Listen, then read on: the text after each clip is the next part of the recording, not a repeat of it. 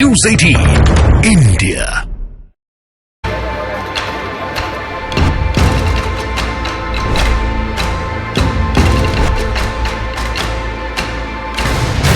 हाथों में हथकड़ी और चेहरे पर नकाब लगाए, ये ही आरोपी हैं जिन्होंने हल्द्वानी को आग में झोंक दिया था। इन्हीं उपद्रवियों पर हल्द्वानी में पेट्रोल बम फेंकने के आरोप हैं। थाने को घेर कर उसे आग के हवाले करने के आरोप हैं। इन्हीं आरोपियों की वजह से हल्द्वानी में 5 लोगों ने जान गंवा दी।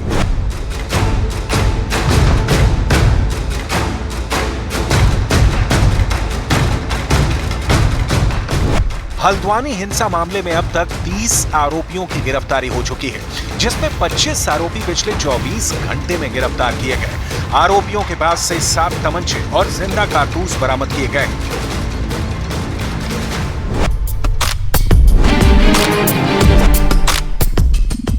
लेकिन इस बीच हल्द्वानी हिंसा का एक और वीडियो सामने आया है। ये वायरल वीडियो 8 फरवरी की शाम का बताया जा रहा है, जब हिंसा भड़की थी। बताया जा रहा है कि यह वीडियो बनभूलपुरा थाने का है और वहां उपद्रवियों ने थाने के बाहर खड़ी गाड़ियों को आग के हवाले कर दिया था।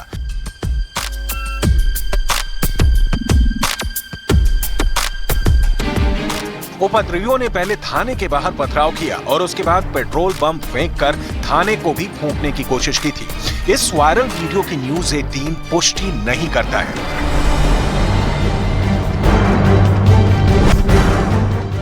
हल्द्वानी में आरोपियों की धरपकड़ जारी है और उनसे हिंसा की पूरी साजिश की परतें खोली जा रही हैं। न्यूज़ 18 को भी तहकीकात में चौंकाने वाली जानकारी मिली है।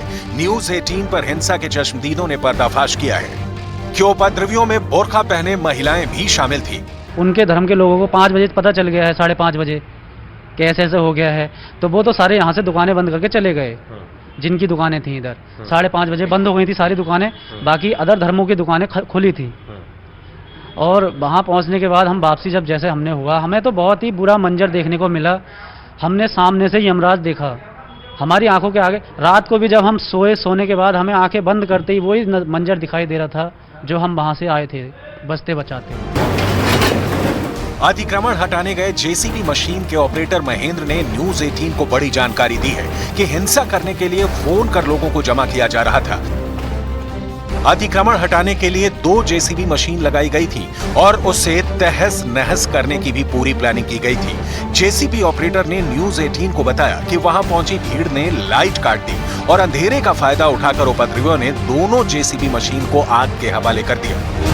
मैं तो पहली मशीन में ही था, मैंने सब कुछ अपनी आंखों से देख रखा है। पुलिस आई, पुलिस ने सबको हटाया, हट गए, शांतिपूर्वक हटे, कोई नहीं वहाँ फिर बवाल नहीं हुआ जब तक पुलिस थी। उसके बाद जैसे ही हम वहाँ जहाँ हमारा टारगेट पहुँचने वाला था वहाँ हम पहुँचे, हमने पहले ही बूम रखा था। बूम रखते ही हमारे पथराव चालू हो गया हमारे ऊपर, हमारी मशीन के शीशे वहीं टूट गए थे।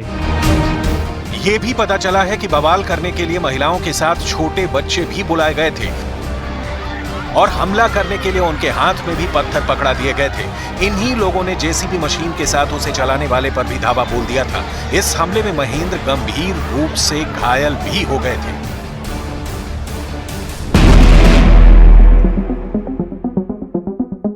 हल्द्वानी हिंसा में शामिल उपद्रवियों ने थाने की गाड़ियों को फूंका और साथ में पुलिस के कारतूस भी लूटकर फरार हो गए। पुलिस का कहना है कि हथियार गाड़ी को भी लूटा गया, कारतूस लूट लिए गए और दंगाइयों ने जमकर उत्पात मचाया। 25 लोगों के कब्जे से अगर देखा जाए तो अलग अलग जगह से और अलग अलग अभियुक्तों से हमने 7 तमंचे जो कंट्री मेड वेपन होता है वो बरामद किया है। तो कुछ अभियुक्तों के कब्जे से गवर्नमेंट एमुनेशन भी हमने बरामद किया गया है। तो इसमें अलग अलग कैलिबर के अलग अलग जो एमुनेशन है वो हमारे गायब हुए थे।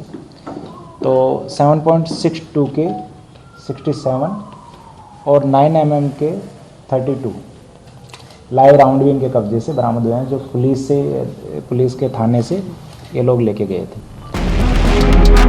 पुलिस की जांच में ये बात भी सामने आई है कि हल्द्वानी बवाल में बनभूलपुरा इलाके के लाइसेंस वाले हथियारों का इस्तेमाल हिंसा के वक्त किया गया था। इसके बाद पुलिस के एक्शन में बनभूलपुरा इलाके के 120 हथियारों के लाइसेंस को निरस्त कर दिया गया है। इन हथियारों को दोबारा हिंसा में इस्तेमाल ना हो, इसके लिए इनके लाइसेंस कैंसिल कर दिए गए हैं। डिमोलिश किया जा रहा था, दरगाहों को तोड़ा जा रहा था, ये कह के कि जंगल में है 200-200 साल पुराने मज़ारों को तोड़ दिया।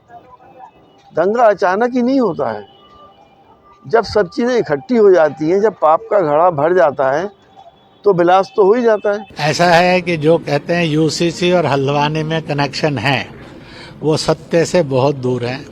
सही की पहचान उन्होंने नहीं की, क्योंकि हल्द्वानी घटना के अंदर किसी के मुंह से यूसीसी के विरोध में एक भी शब्द नहीं निकला है। यह सत्य सारा पत्रकार जगत जानता है। बवाल का मास्टरमाइंड मदरसा और मस्जिद का अवैध निर्माण कराने वाले अब्दुल मलिक को दिल्ली से गिरफ्तार किया गया है। अब्दुल मलिक के विरुद्ध सरकारी काम में बाधा डालने, जमीन कब्जा करने, लोगों को भड़काने, साजिश रचने समेत कई गंभीर धाराओं में मुकदमा दर्ज किया गया है। सूत्रों के मुताबिक अब्दुल मलिक जमीनों की खरीद फरोख्त में भी शामिल रहता था। प्रशासन उस पर अब एनएसए के तहत कार्रवाई करने की तैयारी में है। इस बीच रक्षा और पर्यटन राज्य मंत्री अजय भट्ट ने भी हल्द्वानी हिंसा में घायल पुलिस कर्मियों से मुलाकात की। उन्होंने कहा कि आरोपियों को किसी भी हालत में बख्शा नहीं जाएगा। मेरी जमीन पर अगर आप आएंगे तो मैं तो बचाव करूंगा। सरकार की जमीन कोई घेरेगा तो सरकार तो उसे एडमिनिस्ट्रेशन तो उसको अपना लेना चाहेगा ही चाहेगा।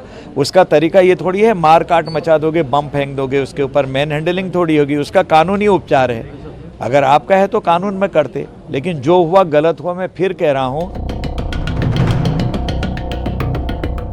बताया जा रहा है कि पुलिस प्रशासन और सरकार के कड़े रुख को देखते हुए पत्थरबाज परिवार के साथ गायब हो रहे हैं। बनभूलपुरा में कर्फ्यू के बाद भी 300 घरों पर ताले लटक गए हैं। गुरुवार की शाम कर्फ्यू लागू किए जाने के बाद लोगों को घरों से बाहर निकलने की मनाही थी।